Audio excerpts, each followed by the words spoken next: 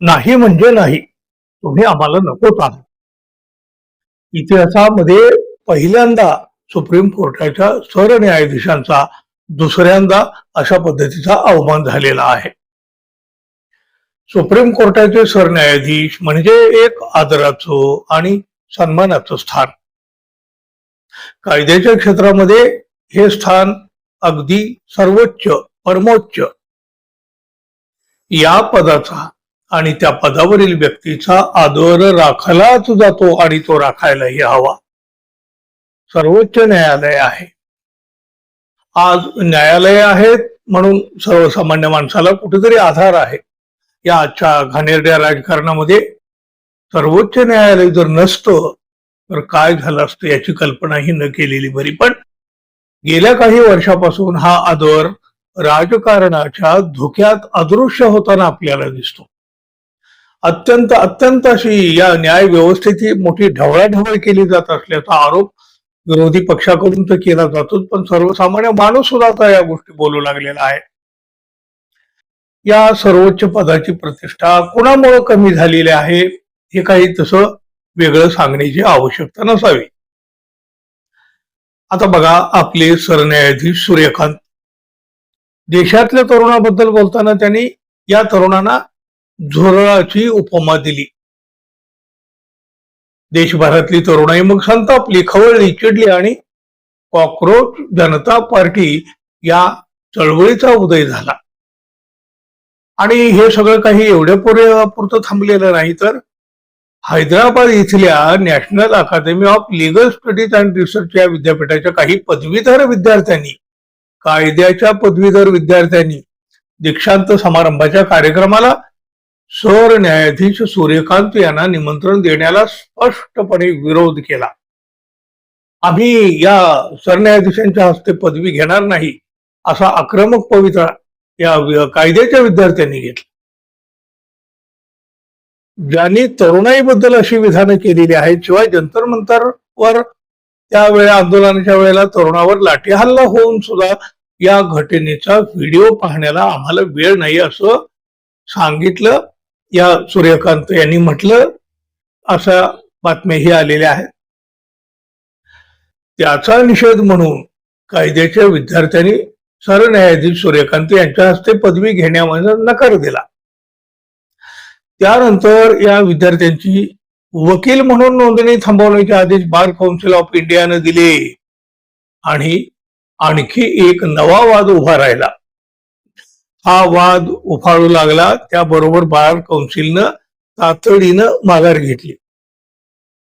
विद्यार्थी आणि आमच्यामध्ये इतर कोणी लुडबुड करण्याचं काही कारणच नाही असं स्वतः सरन्यायाधीशांनीच सुनावलं. पण त्यानंतर सुद्धा कायद्याचे विद्यार्थी आणि सरन्यायाधीश यांच्यातला वाद संपुष्टात आला नाही. National law school of India युनिव्हर्सिटीच्या विद्यार्थ्यांनी बार काउन्सिल ऑफ इंडियाच्या अध्यक्षाचं वर्तन आणि स्वतःच्या दीक्षांत समारंभात सरन्यायाधीशांचा प्रस्तावित सहभाग यावर सडकून टीका केलेली आहे. विद्यार्थ्यांनी म्हटलं की हा मुद्दा काही केवळ पदवीदान समारंभाला कोण उपस्थित राहतं एवढ्यापुरता मर्यादित नाही. सत्तेसमोर सत्य मांडताना ज्यांनी अत्यंत धैर्य आणि नैतिक दृढ निश्चय दाखवला त्या नालसार विद्यापीठामधील आमच्या सहकारी विद्यार्थ्यांच्या पाठीशी आम्ही बेनशर्तपणे उभे आहोत असं या कायद्याच्या विद्यार्थ्यांनी म्हटलं आहे. त्याचबरोबर विद्यार्थ्यांच्या भाषण आणि अभिव्यक्ती स्वातंत्र्याच्या मूलभूत अधिकारावर गदा आणण्याचा प्रयत्न बार काउन्सिल ऑफ इंडियाच्या अध्यक्षांनी केल्याचा आरोप सुद्धा या विद्यार्थ्यांनी आता केलेला आहे. त्या वादग्रस्त आदेशात बार काउन्सिल ऑफ इंडियाच्या अध्यक्षांनी बीसीआयचं अधिकृत लेटर हेड वापरलंच कसं याचं स्पष्टीकरण देण्याची मागणी सुद्धा या विद्यार्थ्यांनी केली आहे. बार काउन्सिलचे अध्यक्ष मनन मिश्रा यांनी या विद्यार्थ्यांची माफी मागितली आणि त्यानंतर आता या प्रकरणावर काहीसा पडदा पडेल असं वाटत होतं, पण तसं काही घडलं नाही.